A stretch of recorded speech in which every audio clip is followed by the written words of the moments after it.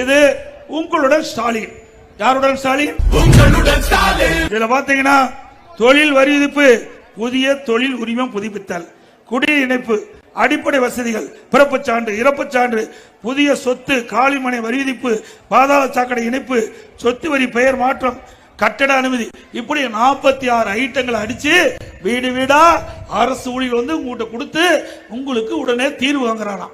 கிராமம் முதல் நகர வர 10,000 முகாம் பார், 46 சேவைகளும் வீடு தேடி வருது பார். கால் கடுக்க நின்னது போதும், குறையெல்லாம் சொன்னது போதும். வீடு தேடி அரச